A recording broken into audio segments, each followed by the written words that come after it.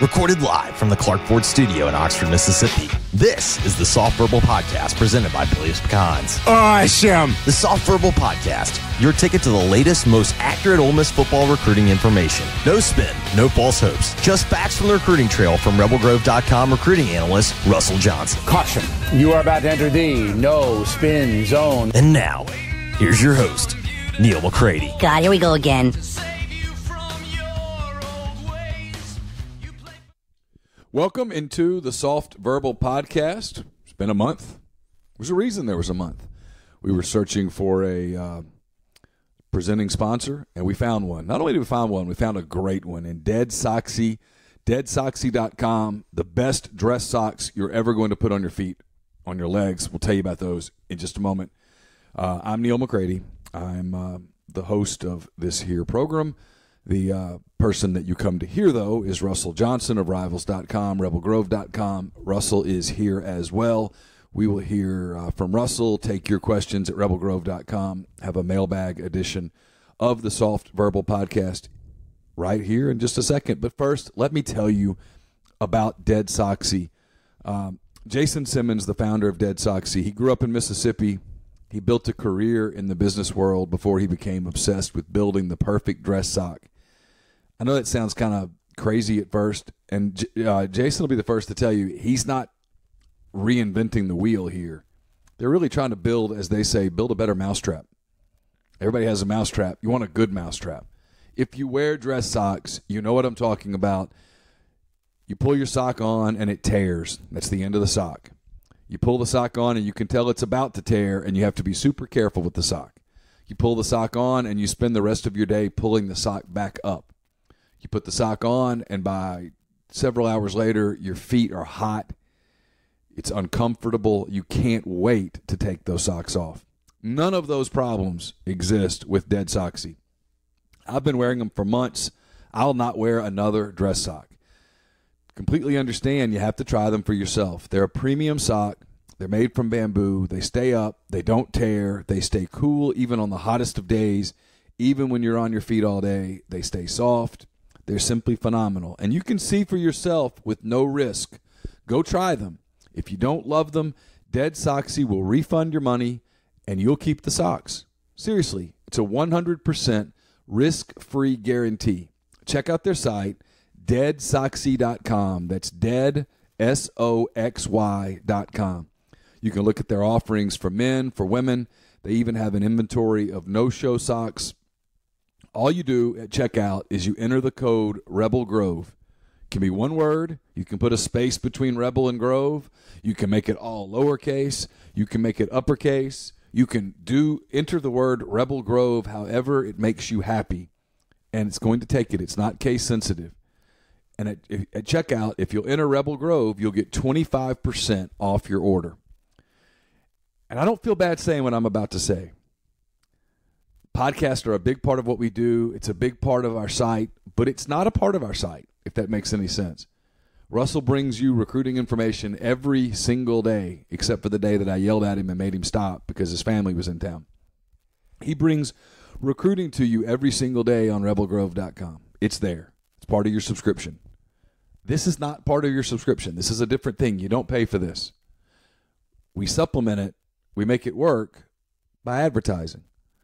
So if you want to, and I know a lot of people missed the Soft Verbal Podcast. I would hear that a lot. I'm sure Russell heard that a lot.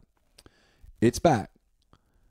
Without Dead Soxy, there's no podcast being recorded today under the name of Soft Verbal. It's not happening.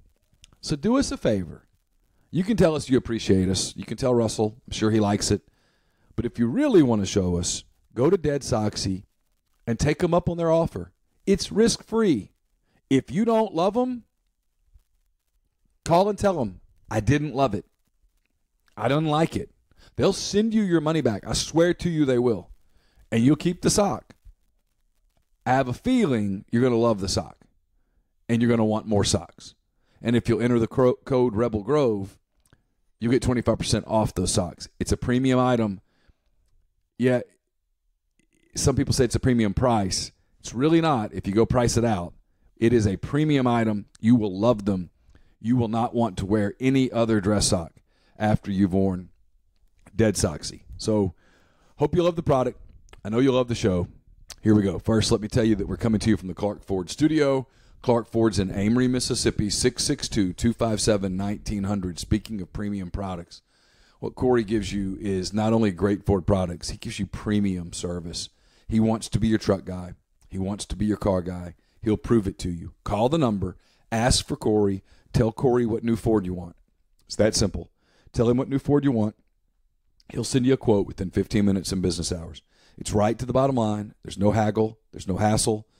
You get your quote, and you can shop it around, or you can do what I did, and that's let Corey and the people at Clark Ford take the hassle out of the everyday car buying experience. You get a great Ford product, phenomenal service, all of those things, delivery options, whatever it is you want, Corey will make it happen. Tell him that you heard about Clark Ford on the Soft Verbal podcast presented by Dead Soxy, and you will save an additional $500 on the already great deal at Clark Ford in Amory, 662-257-1900. Russell, how are you? Doing good. It feels good to be back. Definitely. We had about a month hiatus, and yeah, sometimes I was getting a little itchy and kind of scratchy over there, waiting for it to come back. But it's amazing. Thankful as well for Dead Soxy and to be back in the Clark Ford studio. Yeah, it's going to be fun. I'm glad we're back. Glad we're doing it just in time for the recruiting crunch to get here. I know that it is. It's kind of right around the corner. I'm looking for the there it is. Yeah, because as we tape this, it's Wednesday. We're going to throw this up first thing Thursday morning. We're going to put it up before we even hit the button on the Oxford Exxon podcast. So when you hear this for the first time, it's 3 weeks until Thanksgiving, to the day. Yeah. Which means, of course, it's 3 weeks until the Egg Bowl, which means, of course, barring a NCAA change of heart, it's the end of the football season. Yep. Which means it's the beginning of the recruiting season, per se, and also it's when a lot of the things that we've talked about for months either do or do not get addressed. Matt Luke is going to make a large statement at the end of the season, either by his action or his inaction. His inaction would be a major statement. I anticipate action. But I'll be honest, and maybe you know more than I do. I don't know. I've not been told emphatically by anyone who would know what specific changes are coming. No, and I don't think that anyone knows for certain, because you always can get into the hypotheticals. I mean, the hypotheticals are that Ole Miss has some challenging games remaining on the schedule in Texas A&M, South Carolina, Mississippi State, and even the trip to Vanderbilt's going to be a challenge. Dude, the trip to Vanderbilt is easily not the easiest game remaining. Right. The easiest game remaining is the one Saturday at home against South Carolina. That is correct. Yeah, exactly. And you can play in your head. You can go 2-2. You can go 3-1. You can go 0-4. And that's kind of when you start to think too much about that and kind of start to forget about the recruits that are coming in and kind of get lost in the shuffle. And a lot of, I mean, there's been no confirmation that there's going to be, several changes this offseason. Would I be shocked if there were less than 3? Yes. Yeah. What's the max number you'd put on it? 7. Wow. That's when the NFL coaching situation goes into play with some candidates, and that's where it would get to 7 possibly. It wouldn't all be Luke telling 7 coaches to go. So in that scenario, there's no reason to beat around the bush if we don't have to. You're talking about a scenario, because I don't think Matt Luke's getting rid of Jack Bicknell. No, not at all. You're talking about a scenario where Jack Bicknell gets offered an NFL gig and takes it for maybe pension-related purposes. Oh, 100%. Okay. Between that and the fact that he's been able to do the most and get the most out of that offensive line, where at times before, when Luke was the offensive line coach, there were some questions about development and stuff. No, Bicknell's terrific. Yeah. I mean, the offensive line the Auburn game a couple weeks ago. I mean, they got completely manhandled. They did, but let's give some. This is a pet peeve. We're going to get into recruiting in a minute. This is a Neil McCready pet peeve.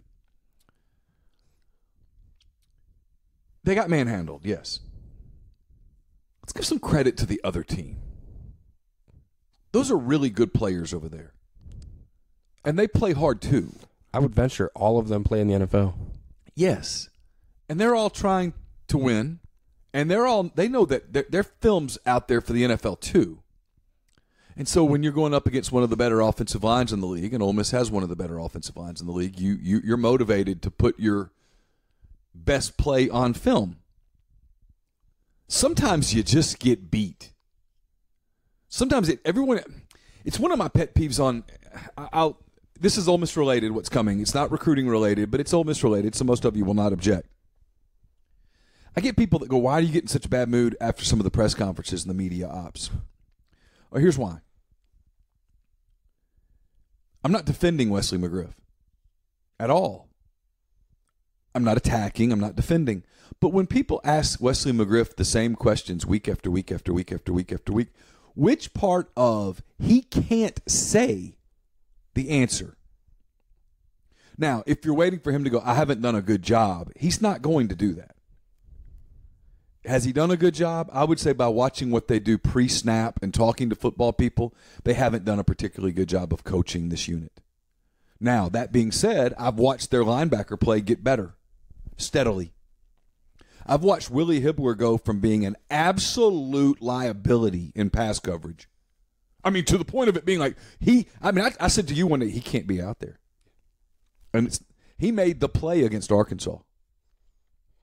Now, he got beat early in the game, but he made plays.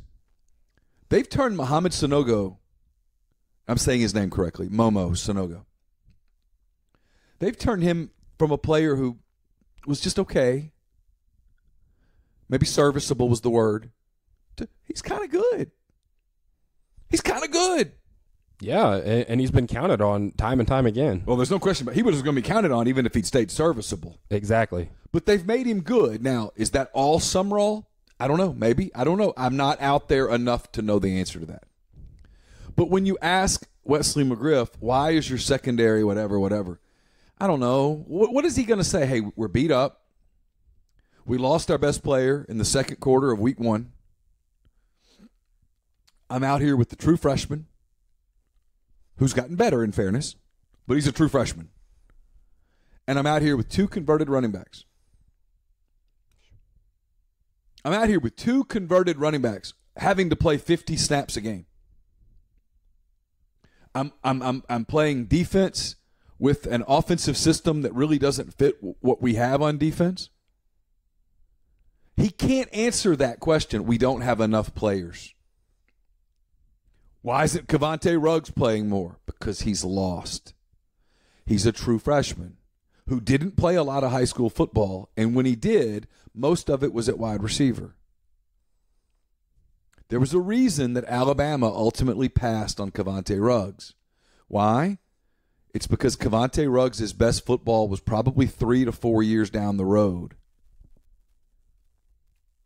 Ole Miss took him, and Ole Miss had to play him right away. Why? Because they don't have enough good players. Which really is the part of the whole thing that is going to be most interesting, because I said this in my mailbag that's up on rebelgrove.com on Wednesday, presented by the Weston Jackson. My thanks to them. One of the questions was, what would be the things you would, if you're Matt Luke, what are the things you do? Well, one of the things I do, which leads into where we're about to get started here, is every coach on my staff is either a tactical genius, a coaching genius, or a recruiting stud. For example, Jack Bicknell is a tactical, probably say genius, really understands offensive line play at the highest of levels. Yeah, I agree. Can teach it, can coach it, can develop it. So, and this is hypothetically, I really don't know what the recruiting chops are or are not of Jack Bicknell, okay? Yeah. But let's just say, for this hypothetical, that he's an average recruiter. I can live with that if I'm getting great coaching and development from him. Okay? I agree, yeah. If he's just an average coach, I'm using Bicknell as an example because we've already talked about Bicknell. And Bicknell's deal is if he's still at Ole Miss next year, it's going to be because he wants to be. Yes. Let's say for this hypothetical that he's just an average coach. He's okay. All right, whatever. He can get him out there in time and go through some drills, but he really can't develop. Well, then he better be a stud recruiter. He better be going out recruiting elite players where it really doesn't matter. And that's where I think it's going to be interesting with Ole Miss with Matt. He's got some people on his staff that are just okay coaches, and they're just okay recruiters. And that doesn't work in this league. It's okay in the Sun Belt. This does not work in the SEC. And if you believe my friend Jay Tate, there's going to be changes at Auburn. You look around the rest of the league, Alabama speaks for itself. I think we can stop with the Orgeron bashing. I'm done with it. Jimbo Fisher, the program looks much better in year one than I thought it would look at Texas A&M. We'll see what Moorhead does at Mississippi State. In my eyes, the jury is still somewhat out, but I'm not prepared to say he's a bad coach. This is the worst Arkansas team that Chad Morris will ever have. They'll get better. Will they get better enough to matter? I don't know. We'll see. Point is, it's a tough league. It's a tough league. You've got to have, at a place like Ole Miss, you better go out and have some elite recruiters mixed in with some really good developers. And so that's a decision that Matt's got to make.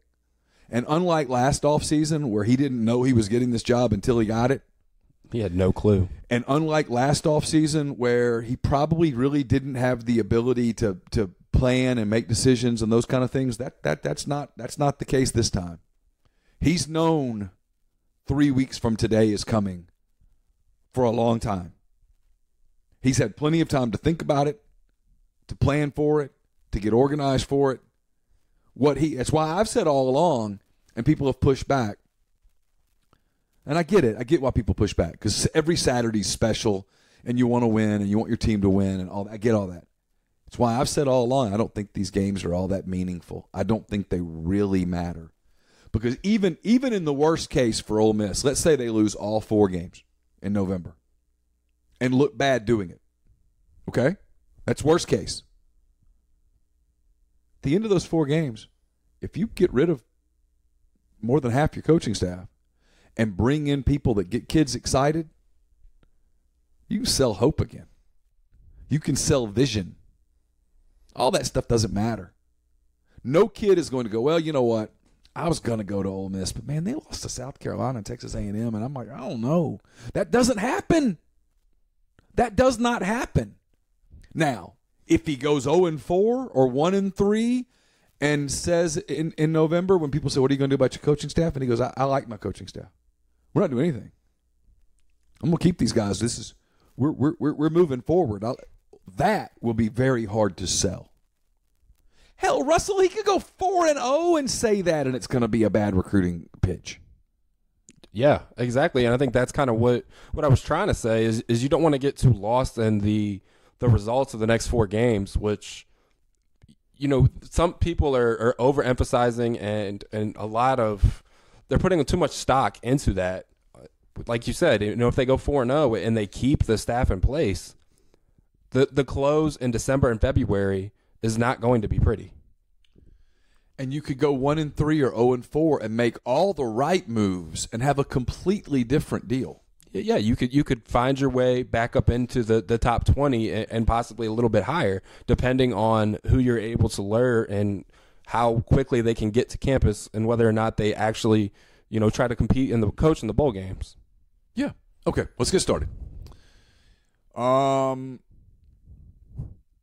We'll start with Nakobe Dean because, well, he's up first, and frankly, that seems to be on everyone's mind. So we'll get this one. We'll get going with Nakobe Dean and sort of move from there. The question from WF Brown 10 is, with the likelihood that Nakobe Dean signs elsewhere, why so few linebacker targets? So let's break this up because I can answer a handful of questions with one. Yeah. First, give us the latest on Nakobe Dean. Okay. Nakobe Dean, it still seems that Georgia is leading the race. Alabama was trying to get an unofficial visit out of him. They weren't able to do that. Instead, he went to a Steelers game a few weeks ago. It's really about to start getting hectic for him because he's got official visits to LSU, Auburn, Texas A&M, Georgia. He's got his last 4 official visits coming up in the next several weeks. And then on top of that, he's got the end of his senior season in football, possibly a state championship game. He's got the Mississippi-Alabama game, which he plans on playing in, which I was kind of surprised when he told me that. And then he's got the Under Armour All-American game as well. So for Nakobe Dean, it's been a nice, slow ride. I mean, not really slow for him. You know, he's in honors classes and graduating early and everything, but it's about to get crazy because he used to have open weekends where he could go to Ole Miss possibly if he decided to. And it became known that, you know, a lot of the times he was going to Ole Miss and visiting Ole Miss, it was to see his brother. It wasn't necessarily to go with that recruit lanyard on and to get the treatment as you walk around. It was more to support Nicholas, his brother, you know, who walked onto the team. And with that, Nicholas was at, obviously, the Horn Lake and Tupelo game last week during the bye. And you see that relationship, obviously, they're brothers, but you don't see that playing a role in his decision as much as some in Oxford had hoped.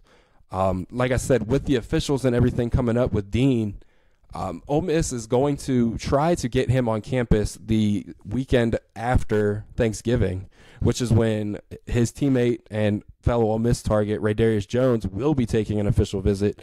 And the only difference that Ole Miss hopes is that he's paying his way instead of Ole Miss. Okay.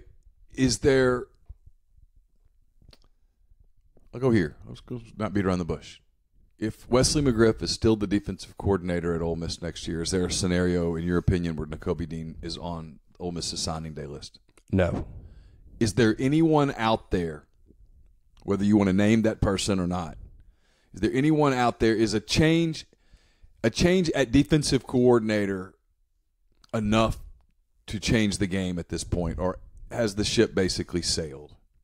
It would make it interesting. I don't want to get into the ship references with Maryland yesterday and everything, but with Dean, I'm not sure if one hire, or even 2 or 3 hires on that side of the ball would make a difference. Summerall's in his top 2 or 3 relationships he has with coaches. Yeah. I would put Dan Lanning up there quite a bit as well at Georgia. Lanning recruited at Memphis last year, and now he's at Georgia, and he's done a really good job there. I'm not sure if even possibly hiring him, which no one has talked about and I couldn't see happening, I don't think that would sell him enough to go to Ole Miss. Okay, back to his question, and we're kind of jumping around on Nakobe Dean some because it leads to some of the things. If it's unlikely that Ole Miss gets him, the question here is why so few linebacker targets? I think there are a number of linebacker targets, right? Oh, there is ton, and they were out on the road last week during the bye, and they sent out 3 new linebacker offers. One was a couple weeks prior at a JUCO in California, in Victor Viramontes. Forgive me if I mispronunciated his name.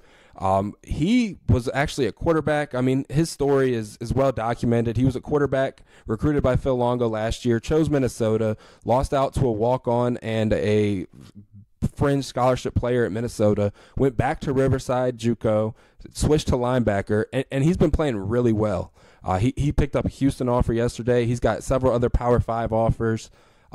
He's very hard to get in touch with, so I'm not sure how real the Ole Miss interest is for him. But then they also offered a 2-star linebacker from the state of Florida in Jeremiah Jean-Baptiste last week when they were on the road. South Dade, committed to Central Florida, and it seems as if they think they found a diamond in the rough, but I don't see that yet. I mean, sure, he has the family ties and the family members who have played in the NFL in the past several years, signed at Power 5 schools, etc. But for him to be a take at Ole Miss, in my opinion, you would have to strike out on everybody.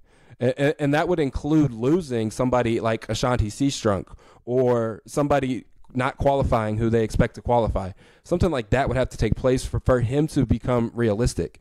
And then they also offered the 4-star linebacker from IMG, who is kind of falling through the cracks, in Michael Jones, who has had a lot of offers. He had some really big ones early on in the process. But like I said, he kind of got lost in the shuffle. He didn't make an early commitment. And with that, these schools, and I'll answer another question that's on here already. These schools, they send out so many offers early on, and everybody thinks, oh, I can commit. And you can't. And the majority of those offers that you see sent out in February, March, and April, those are invitations to come see the campus in June and work out in front of the head coach. Those aren't, hey, you can commit in October if you want, or maybe November 1st. Those aren't those kind of offers. And with the linebacker from IMG, you'll see a lot of the higher level Power 5 schools have taken other commitments at his spot. And you've got like Syracuse, Purdue, and you've got schools like that who are still in the mix with him. And then Ole Miss comes into the picture and kind of shocked him.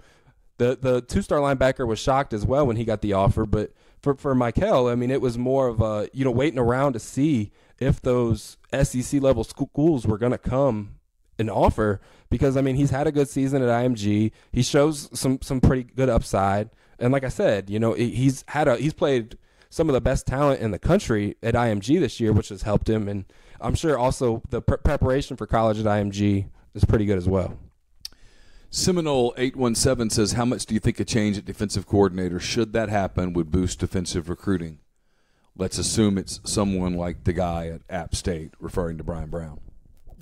Brian Brown has some kind of Ole Miss ties, doesn't he? Yeah, he played at Ole Miss. Okay. Yeah, see, well, you knew that. I mean, I assumed as much as his name was brought up, but if they were to hire that level of a guy, I'm not sure there would be that much of a woo factor, but you would see the board change probably quite a bit. He's awfully good for a guy his age. I mean, he's moving up the ranks pretty steadily. Yeah. I don't think his deal is strictly that he's an Ole Miss guy. And I'm typically one that is critical of, oh God, the whole list looks like former Ole Miss players. I don't think that's typically a great idea. Yeah. Brown, from everything I've seen and heard, at least in my eyes, would be an exception to that rule. Yeah, and then with him, another thing that fans have to remember is the fact that administrations and head coaches aren't going to make a decision on whether or not to hire somebody strictly because of one game. App State got manhandled by Georgia Southern last week. Georgia Southern's good because I saw what they did to my boys at ULM. Yeah. Georgia Southern's had quite the quick turnaround. We won't get into any of that, but they've had a turnaround, and App State got beat handily. And you saw quite a bit of the supporters on the message board, on the premium message board of rebelgrove.com. You saw several of them kind of back away from their stance on Brian, and I'm like, the coaches aren't going to make that decision based off of one game. No. That's like Any more than a recruit makes a decision off one game. Exactly. That's too emotional. Yeah, that's what I'm saying. Yeah, it's people do that stuff, but it's just you can't do that. That no one does that, or the people that do that are not successful people. Yeah, and with Brown, I'm not sure. I haven't really dug too deep into his recruiting background, but anybody who can recruit successfully to Boone, North Carolina, is a damn good recruiter. Yeah, he has a reputation of being a very good recruiter. He has a reputation of being an up-and-comer in the coaching ranks. He has a reputation of being a very good defensive mind. Is he a guy that's on Matt Luke's radar? I have no idea. I'll be honest. You're going to hear people tell you, oh, here's this hot board. I think if you see that, it's people guessing and speculating. And as someone who has occasionally put up a hot board full of guesses and speculation, it's good business. Just don't take the names too terribly seriously right off the bat. No, don't take the names too seriously, and don't not just get your hopes up, but don't emotionally get invested into somebody. Kind of like I've seen on the message board with Pete Golding. Pete Golding is the linebacker coach and co-defensive coordinator at Alabama, has ties to the state of Mississippi. I think he went to Delta State. He's got quite a bit of connections in the state, and he actually recruits the state and has Byron Young committed. He's played quite a factor in Brandon Turnage's commitment to Alabama, and a lot of people have gotten emotionally invested in the hopes and dreams that Ole Miss is able to hire him. How realistic is it? It depends where the money's at. Well, it's going to be one of the things that's really interesting to me, at least, is where is the money? What is the money situation? Yeah. Assuming that there's no relief in the form of a giant appellate win with the NCAA. Let's say, hypothetically, you decide to move on from Wesley McGriff. He's owed, over the next 2 seasons, $2.2, $2.3 million. That's real money. Yeah. It's real money. At some point, you can't just spend. Pete Golding probably at Alabama makes what, 8? I think 750, close to it. Maybe 6 something. So you probably got to get him to $1 million to get him to even think about coming to Ole Miss and leaving the preeminent program in the country. I'd say over that. Yeah, that's what I said, at least. Yeah, and that's the It might be 1.3, 1.4 to get him to really think about it. Because look, when you're at Alabama right now, this is not a knock on Ole Miss. Right now in the college football hierarchy, this is not breaking news. You have Alabama, and then you like this massive fall off to like Clemson and stuff, and then a fall off to the other programs. If you're at Alabama, before you leave, you have to ask yourself, okay, I'm here. This is as hot as I'm going to get, necessarily. Do I wait and cash in at the right time? There's not going to be a fall off at Alabama next year. No, there's not. I mean, they might actually like play a close game at some point, and everybody will freak out. But you know, they're going to win 12 games. They're going to go to the playoff again. So, yeah. Anyway, all right. EA Fins Up wants to know. He asked about what he asked. 10 questions. 17 questions. All right, we're quick. Kenny Logan. Every time I see his name, I want to go Kenny Loggins. Do you even know who Kenny Loggins is? No, I do not. Russell, we have so much to talk about. Kenny Logan, where's Ole Miss stand? Ole Miss is going to get an official visit, if they want, from him in December. He's planned it and scheduled it, but he doesn't talk to the media much, and to be honest, I don't know if he talks to the coaches much. I'm not sure where he's at on the hierarchy on the board, and not to mention that Ole Miss has several safety commits already in, A.J. Finley, Jay Stanley, Jonathan Haynes. I mean, they've got their share of commits at the position already. Nick Anderson, is he SEC caliber? That dude could shoot it. Wrong, Nick Anderson. Oh, sorry. Nick Anderson is the linebacker at Jones County, which Ole Miss has been looking at pretty heavily. I mean, they've been looking at almost the entire defense at Jones County pretty heavily. With Nick Anderson, he's yet to pick up a Power 5 offer. He's another one that I think some people on the board and Ole Miss fans are getting emotionally invested in. He's from Vicksburg, didn't get recruited out of high school, committed to South Alabama the moment they offered early. Was that in the summer? Yeah. And with that, schools are starting to show interest. I mean, he had a really good season. He's had a really good season. He's got a chance to boost his stock the further Jones County gets into the, I don't know if they call them playoffs in JUCO or what, but Jones County plays on Saturday, and then if they win, they play in the state championship, probably against East, and that's going to be interesting. If he's able to continue to see his stock rise, could I see Ole Miss offer? Yes. Could I see other SEC schools offer? It depends on where their need is at the position. I mean, at linebacker, Ole Miss needs dudes. They don't need guys who are going to be need another year to season, especially if you're going to take a JUCO. That's kind of where I got into it with Terrence Edgston, the linebacker at Northeast. Could he play in the SEC? Yes. He has 2 years to play, and he would only be, in my opinion, useful that second year. And you don't want that. You can't do that with a JUCO linebacker. No, you can't. No, it's why JUCOs are so risky. Yeah. And at Ole Miss is... You only take a JUCO if he can have a Scotty Phillips-like impact on your program. Exactly. Otherwise, they're a waste. I'm sorry. They are. They're a total waste. If you bring in a JUCO and they only give you 1 year, you wasted. Yeah, and I think they've learned their lesson. I mean, Luke's first not even full year of recruiting was last class, and he took a couple JUCOs that he probably shouldn't have took. Yeah. I mean, because there are some that are redshirting, and I mean, I understand that if you have the red shirt available to use it, but why did you take a JUCO defensive lineman if you weren't going to use him? When you could have taken a high school lineman and developed him and potentially gotten 3 or 4 years out of him. Exactly. If I'm redshirting someone, I'm redshirting an 18-year-old kid. Yeah. I have no problem with that. Agreed. You go take like a kid 18 years old and you say, we really think when this kid's 20, he's going to be a player. Cool. Yeah, you don't go take the 20-year-old who has a chance to be a player. Yeah. Especially in the SEC. I mean, that would work at South Alabama. That would work at Tulane or somewhere like that. But when you're playing in the SEC and you're playing against the best players in the country and future NFL players, you can't do that. No, the reality is when you take that project, in your mind he has 2 years. He has a redshirt year and then a development year. And then if he is what you think he's going to be, he gives you 3 really good seasons. And if you see after 2 years that he can't, he transfers to West Georgia or somewhere. Yeah. I mean, that's reality. Exactly. I want to know if they flip Turnage, do they flip Norton, and do they flip Gordon? Turnage is too close to call right now. He's still vocal about Alabama. Signing in December, February is still up in the air with him. Norton, I don't think so right now. Of those 3, I would be the most confident saying Jamon Gordon flips back to Ole Miss. So you've cut out the lattes, you've put in those curly Q light bulbs, and you've brown bagged your lunch to work, but it still feels like payday keeps getting here a day or two late and a few $100s short. Well, try this. State Farm agent Wally Morgan, give him a call. Tell him you'd like a free discount double check. It's a line-by-line review of your car insurance policy to make sure you're getting the discounts you deserve.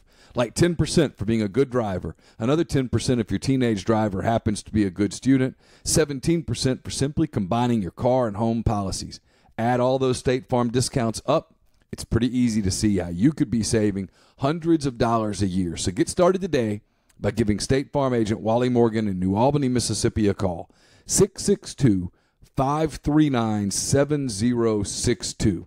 Because being there to help keep more of your money in your pocket is why he's here. Like a good neighbor, State Farm is there. Discounts may vary state to state. All right. Lob Lolly, how does a kid think he's got a scholarship offer when he actually does not? To answer your question, sometimes it's a misunderstanding. Sometimes it's a kid making it up. Sometimes it's a kid thinking that a offer to come visit or an offer to come to camp is a scholarship offer. And sometimes, and frequently, it's coaches telling a kid he has a scholarship offer. Being able to know, hey, you have an offer. We can't really send one out until September 1 of your senior year, but you've got one. It's just keeping fish lines in the water, and then all of a sudden those lines get pulled up as you start catching fish. Yeah, and like I was saying, when you get those early offers, they're not going to probably be this. There's not going to be the same amount of offers in October and November as there was in March and April, especially if you don't go to those schools and camp and impress the coaches in the summer. You had a little bit of content this week, or a good bit of content, I should say, about Kincaid Dent, the quarterback at Jackson Academy. Yeah. Georgia and Kincaid, there's a note there about, I think a school like Georgia has either offered or come close to offering. Yeah, they're close to offering. His question's a good one, I think. He says, would a school like Georgia show interest in a kid like Dent with no intent on signing him at all in the hopes that the in-state schools jump on board and waste a scholarship on him? No, I don't think. Do you? Georgia is recruiting anybody in the southeast part of this country who can throw a tight spiral, it seems, right now. They have Plumlee committed, and they have Justin Fields on the roster, and they have Jake Fromm as their starter right now. Other than that, those are the 3 quarterbacks they're set to have in their quarterback meeting room next year. And that probably scares the hell out of Kirby Smart. I mean, no offense to Jake Fromm and Justin Fields, but one of those two this offseason could decide, hey, you know what? I want to play. Sure. And then you're left with Jake Fromm or Justin Fields, one or the other, and then John Rice Plumlee. And that's scary because Plumlee's not a quarterback at the next level. Georgia will tell him he is until he gets there. And to be honest, Ole Miss probably could have done that too. But you don't want to burn that bridge at Oak Grove. And Plumlee's a pretty good baseball player too. But his recruitment has still picked up. It's kind of picked up actually quite a bit. Mississippi State and Ole Miss are still showing interest in him. And there may be a scenario where Georgia says, hey, we loved your commitment. We loved having you for so long on our list, but we need to go get a true quarterback. And that's where Kincaid Dent, that's where Justin Fonby, that's where several of the top, I wouldn't say top, mid-level quarterbacks in the Southeast have started hearing from Georgia. And Georgia is going to host them on visits, and they're going to show them the ropes, and they're going to do what they do to get their recruits late on in the cycle because they need that body. So answering this question, do I think Georgia's interest in Dent is legit? Yes. Do I think Dent is borderline offended that Ole Miss offered a preferred walk-on? I do. I was a little bit surprised when I talked to him. I just, you expect some coy answers, and but he was open about it, and he thinks that Ole Miss is, kind of taking advantage of his financial situation and the way they know they can offer a preferred walk-on because they know his family can afford it. And let's say this too: the people that think that comment's going to cost him a scholarship or whatever, no, it's not. No, not at all. He's and look, here's the other part. We talked about the defensive side a lot. Phil Longo's in a different spot probably than Wesley McGriff. I think if Phil Longo, my opinion, you might disagree. And if you do, it's cool. You're fired, but it's still cool. I'm kidding. I'm totally kidding. I think if Phil Longo wants to stay at Ole Miss, he probably can. I don't know about that. Okay. I'm judging this based on nothing other than just body language. Yeah. Literally. I kind of have a sense that he knows something's up. He knows he's going somewhere based on his answers. I wouldn't disagree with you one bit on that. That he knows something's coming. That he's going to leave on his own volition. It's my opinion. I could be wrong. And again, listen, people, I don't know Phil Longo. Like, we've never really had a personal conversation. I like the guy. Seems like a good guy. We've never had to talk about family or anything like that. Sometimes just doesn't happen. That's okay. Yeah. But if he leaves, let's say he leaves, Ole Miss's relationship with the Tisdale kid changes. Yeah. Maybe it doesn't end. It just changes. Yeah, it would change. Yeah. The dynamics of that relationship would change. Drastically.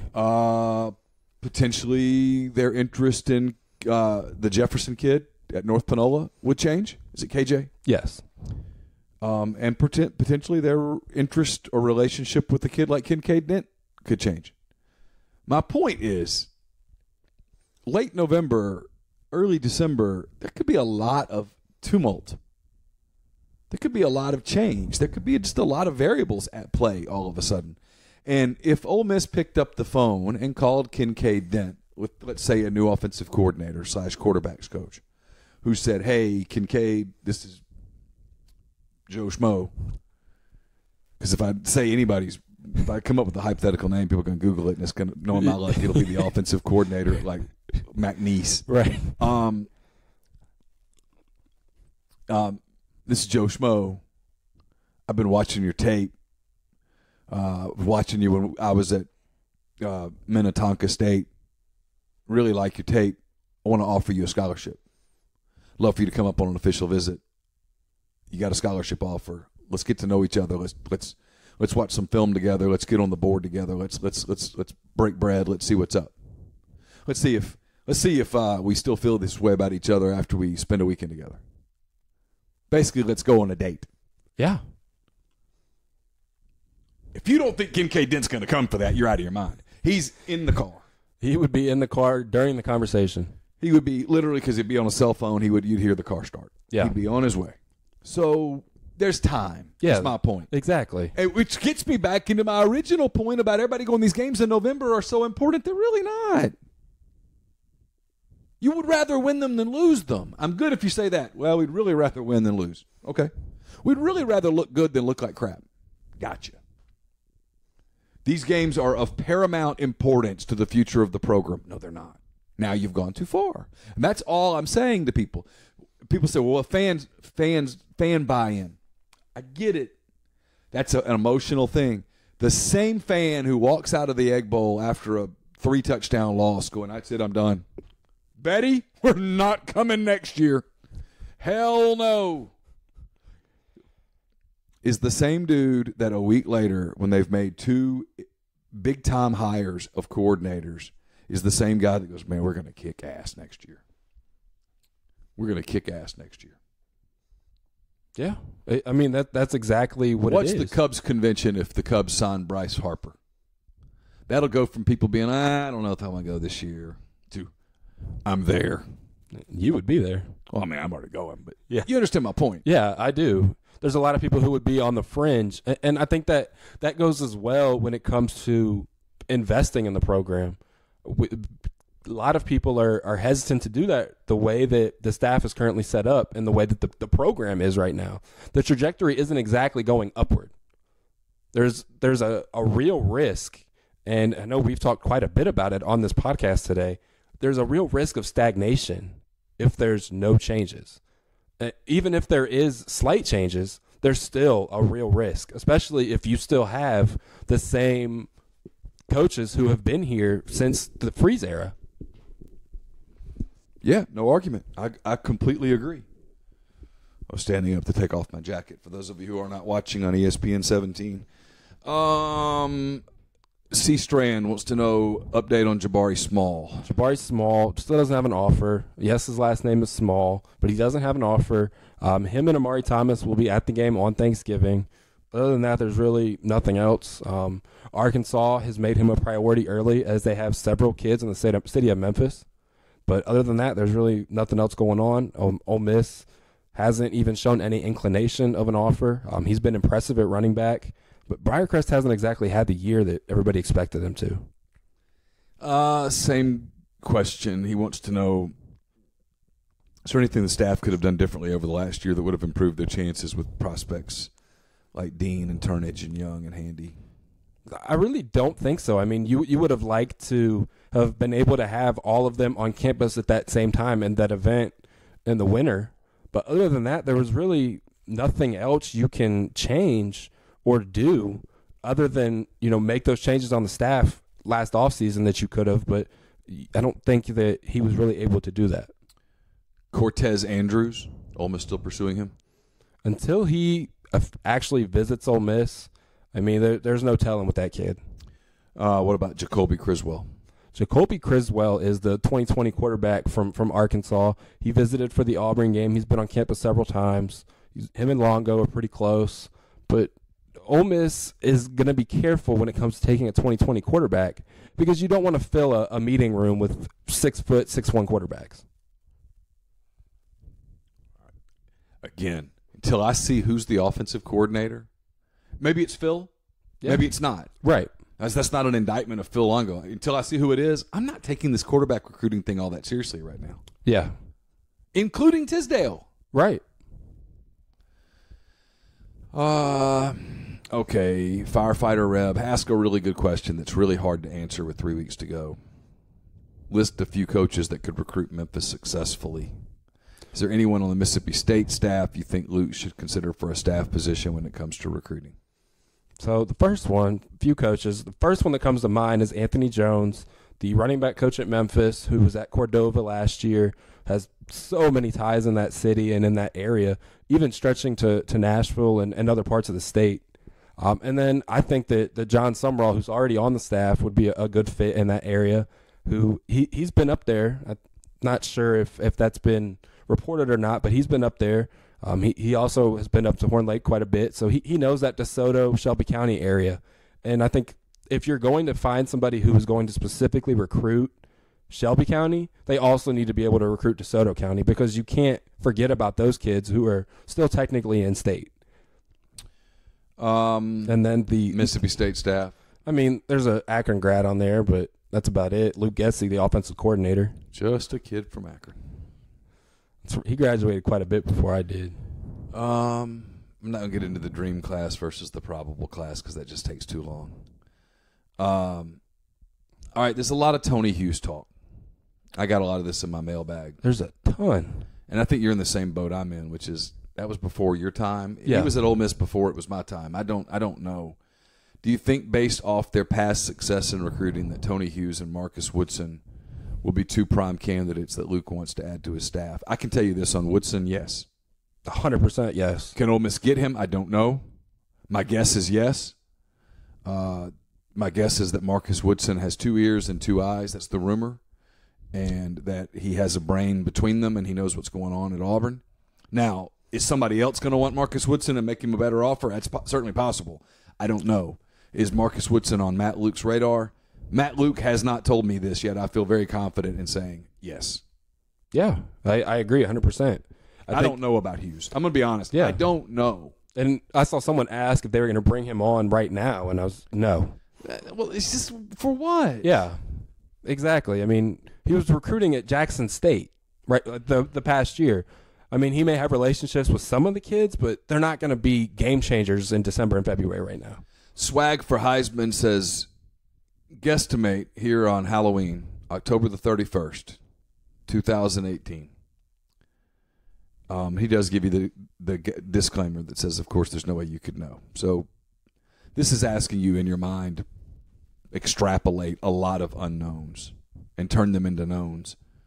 So in other words, it's freaking impossible. But if you had to guess today, the final rivals ranking for the Ole Miss recruiting class, you would guess 21. 21. What do you guess? Oh, I have no idea.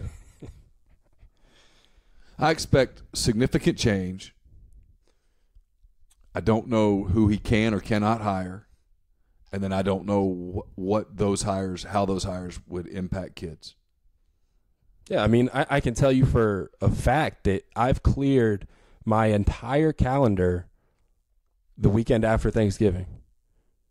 There will be nothing but work to be done. I'm going on an Egyptian cruise. I'm not really. I'm just making that up. Does Summerall stay in Oxford if allowed to do so? Well, number one, he's going to be allowed to do so. Well, yeah. I mean, I thought this was one of the not dumb question, but it was one of the stranger questions I saw. Well, I think the question is, do you think someone hires him away? I don't think he is at the stage where a bigger school, even a low-tier Power 5 like, Oregon State or Iowa State or, a school like that is ready to offer him a defensive coordinator job where he's calling plays. Does he have the experience in that? Yes. But is he going to leave? Like, he's not going to make a lateral move to be the defensive coordinator at Louisiana Lafayette. Right. No, that's not going to happen. I mean, he's invested in Oxford and at Ole Miss. But if, like I said, if someone does and wants to take that step and offer him a defensive coordinator job where he's calling plays, well, that's when Ole Miss has to, face the facts and decide what they're going to do. The Soft Verbal Podcast, presented by Dead Soxy, is also sponsored by Lentz & Little, PA. Lentz & Little is Central and South Mississippi's law firm you want to hire for business advice and commercial litigation. Whether you are having trouble paying your debts or someone isn't paying you what they agreed to pay, Lentz & Little can quickly advise you of your best course of action. Lentz & Little has more than 60 years of collective experience representing companies and individuals in defaulted loan workouts, collections, repossessions, and foreclosures. Representing banks as well as companies having financial difficulties, Lentz & Little offers creative solutions to financial problems. Attorneys at Lentz & Little have the versatility you need, regardless of whether you need help with general business advice, issues with payment of taxes, or representation in state court, federal court, or bankruptcy court. If you're in need of advice or assistance with your financial situation, call Jarrett Little at 228-867-6050. Visit their website at lentzlittle.com. That's LENTZ little.com. Or email Jarrett, that's JARRETT, at lentzlittle.com. Shot does Ole Miss have with Eric Gray? And will Matt Luke's personal interest in his recruitment make a difference?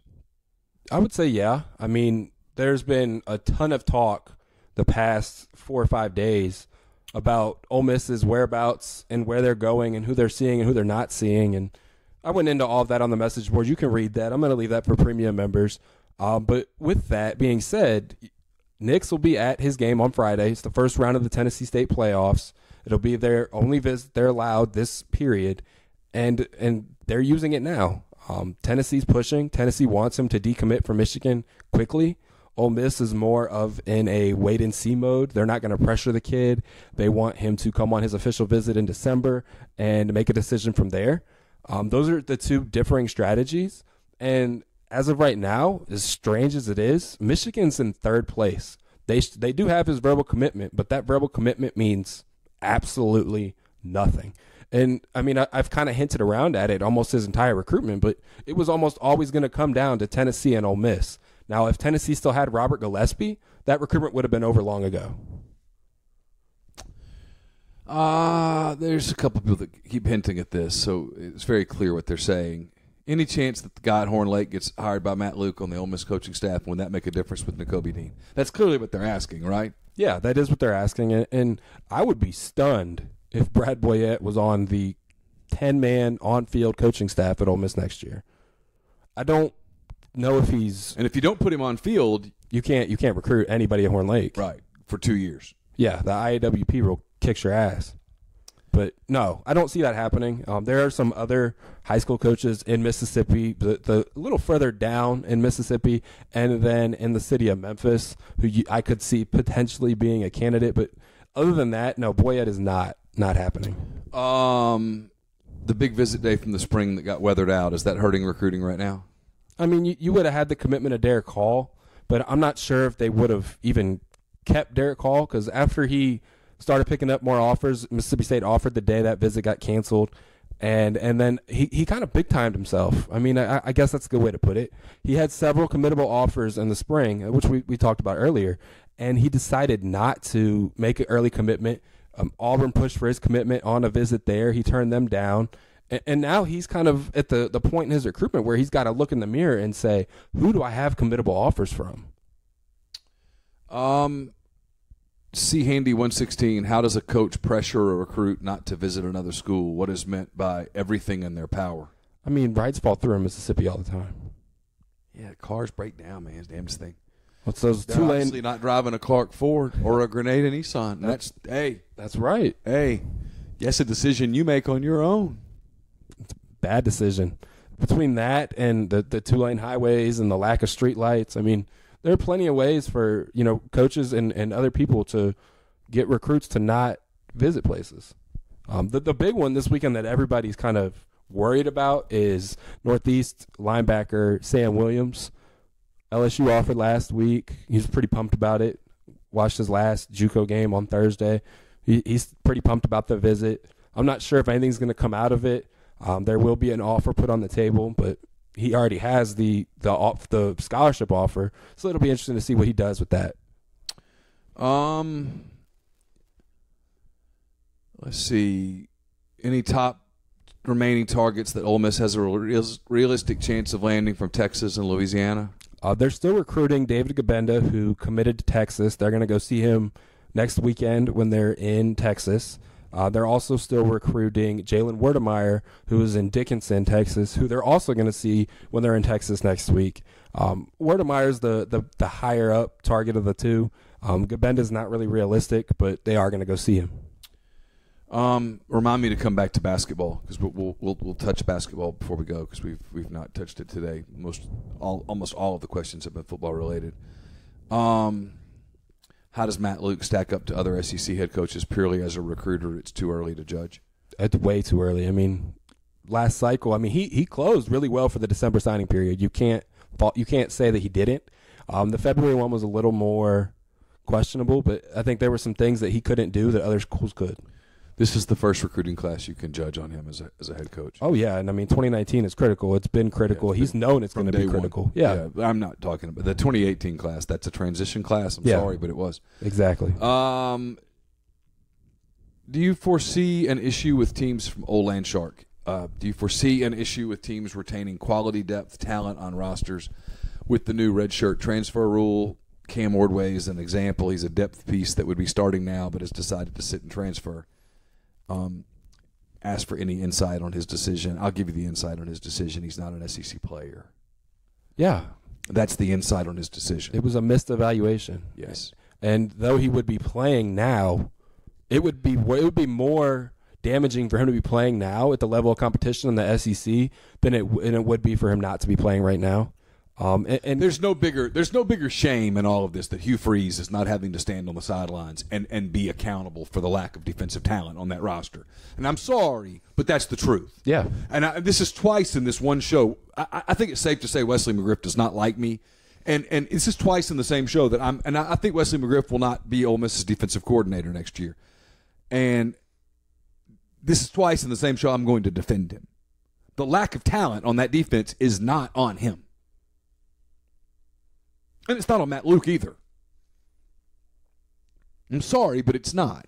No. There's no bigger shame. And frankly, other than losing $17 million and his reputation to a degree, Hugh Freeze comes out ahead getting to leave Ole Miss the way that he left. Because had Hugh Freeze coached last season and this season, we would be having hot seat conversations right now. And the seat would be on fire. Yeah. Because he would be standing there on Mondays and people would be saying, did you know that your defense from a talent standpoint was getting to this level? What did you do about it? Why did you lose? In your opinion, why did you lose? Those are the questions that no one's asking Matt Luke. The reason is it's not on Matt yet. So it bothers me. And it's not a fan thing. I'm not upset at fans, but it's what I mean. Because of when he left, he didn't get last season and this season hung on him. And therefore, there's a legend, a mythical quality almost to Hugh Freeze. Oh, yeah, there is. There is for sure. Had Hugh Freeze patrolled the sideline last year, they go 5-7 or worse. And if he were on the sideline this year, that's the same defense on the field, and it's all on him in that scenario. And people will be going, you know what, this guy, man, he doesn't know what he's doing. He can't recruit defensively well enough to win in this league. I'll answer the rest of that question. It's going to become difficult to keep kids on your roster. You're going to have to be a different kind of coach. The hard ass, run the kid into the ground kind of coach. Those kids, they're going to leave. You're going to have to be really good at evaluation, and you're going to have to play kids enough to keep kids happy. Your management skills as a program manager are going to be tested in ways that previously they were not. Agreed. I mean, yeah, that's exactly what's going to happen. I'm a Rebel wants to know what's your opinion of recruiting momentum as of now? Kind of answered that. I mean, there's really no momentum either way. Yeah. How do you see it trending between now and February? We've answered that. We'll find out. Does it help or hurt us to not have Ole Miss to not have official visits during games? That's a topic that is become prevalent as well, because Ole Miss, for the second year in a row now, hasn't hosted official visitors during games. Last year they hosted one, didn't sign him. But this year they haven't had any. And with that being said, these other schools, like let's take Eric Gray, for example. Eric Gray took his official visit to Michigan right before he committed in the summer. He took his official visit to Tennessee a couple weeks ago. That's their version of shooting their shot. And when you shoot your shot, with the NCAA, you don't get a second shot. I mean, you can have him for an unofficial, you can go do an in-home visit with him, but that official visit is done and it's gone. And Ole Miss has set themselves up for better or worse for the critical period to come from the day after Ole Miss plays Mississippi State on Thanksgiving night, from the day after where they start hosting visitors and go from there to February when signing day takes place. That's the critical time, and that's where you're going to see if they can keep this number and the statistic where they're able to sign almost 65% of the official visitors who come in the offseason. Does Tyler Siskey know the complete blueprint for Alabama recruiting? Yes. If so, does Ole Miss have the ability to implement it? We shall see. It's going to be hard. Alabama has a level of resource and commitment that really nobody else in the country has as of this moment. I know what people when they look. Here's part of it. I wrote this in the notebook a little in the mailbag a little bit. a lot of people do the innuendo stuff with Alabama. I do it. I joke around. People do too. And look, is there something to it? Yeah, sure, of course.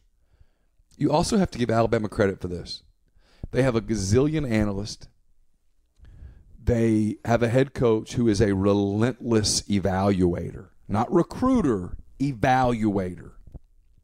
They have a head coach who takes film home every day, including vacation days, and watches film relentlessly. Now, is that healthy? Hell, I don't know, man. I mean, he's wired differently than most people. There's a reason it is one Nick Saban. They are the best evaluating program in the country, and that has nothing. There's nothing untoward about that. Can you replicate that? I don't know. Everyone's trying. So far, no one's been able to pull it off. Georgia's gotten close, but they're not there yet. No, not yet. A lot of recruits like terrible unis. This is the Old Bears 26. Here's the deal. What you view as terrible and what I view as terrible and what you and I view as goofy-looking kids like. Yeah, especially he's talking about the Mississippi State uniform this weekend, the gray jerseys with the Mississippi script on the helmet. I mean, kids like different. If you're not a traditional power, a blue blood, you change your uniforms up and you get recruits excited because they want to take their pictures on those visits. There are going to be a ton of kids this weekend who visit Starkville just to put those jerseys on and get pictures to put on social media. Yeah, it's the part of that I'm 48 years old. It's a 48-year-old guy doesn't necessarily get. Yeah, and it puts buzz around a program, especially when you wait. I mean, who does State play this weekend? Is it Arkansas? No, it's Auburn plays Arkansas. Who does State play this weekend? Louisiana Tech. Yeah, I mean, they wait to pull it out for that game. Number one, it gets recruits excited, and number two, it probably will increase attendance just a little bit. Yeah, it might. I'll be honest, I didn't hate them.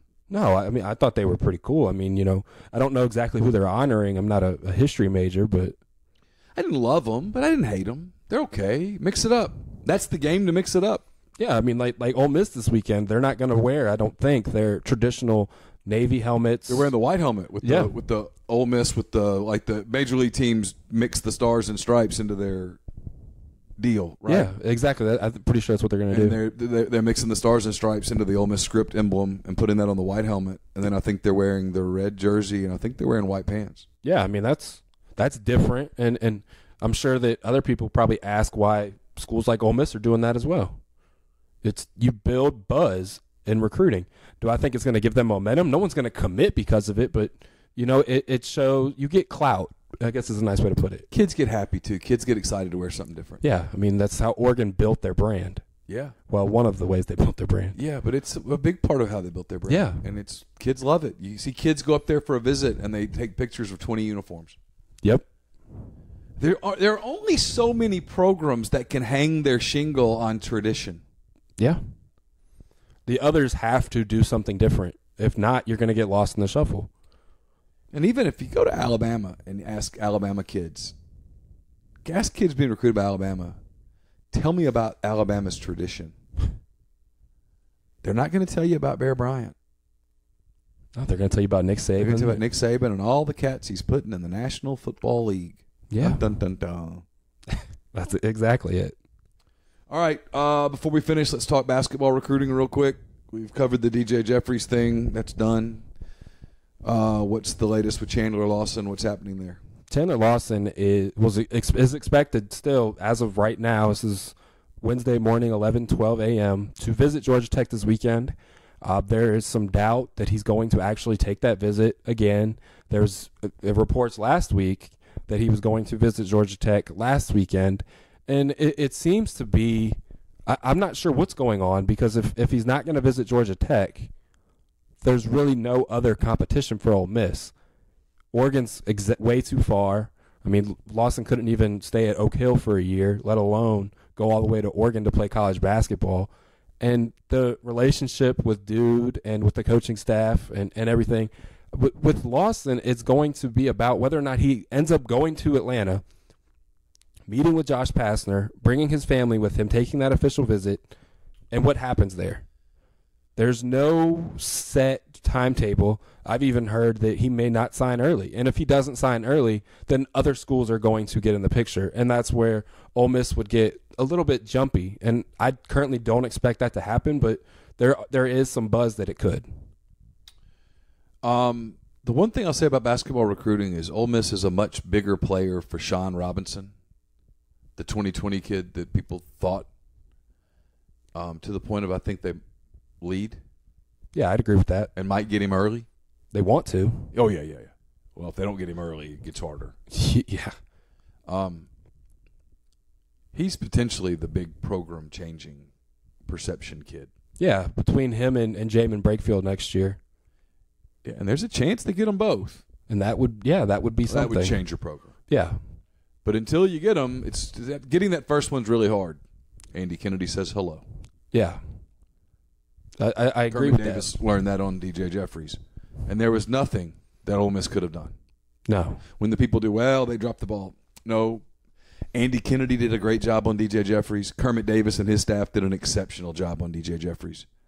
The moment Penny came into his house, probably before that, and made him a priority, and he knew he was going to be a priority coming into that visit, that was when it was over. It was over. It was over the moment that Penny Hardaway groveled. Yeah. The moment he heard James Wiseman and other schools, he was like, I have to do something. Yeah. All right, that does it for us for this edition of the Soft Verbal Podcast presented by Dead Soxy. Again, go see for yourself about Dead Soxy. Try them. If you don't love them, Dead Soxy will refund your money and you keep the socks. It's 100% risk-free guarantee. Check out their website, deadsoxy.com. Check out their offerings for men and women. It's a fantastic site. It's a beautiful website. They have an inventory of no-show socks as well. Enter Rebel Grove at checkout. You'll save 25% off your order. We'll be back next week. For Russell Johnson, I'm Neil McCready. Have a great weekend. Take care.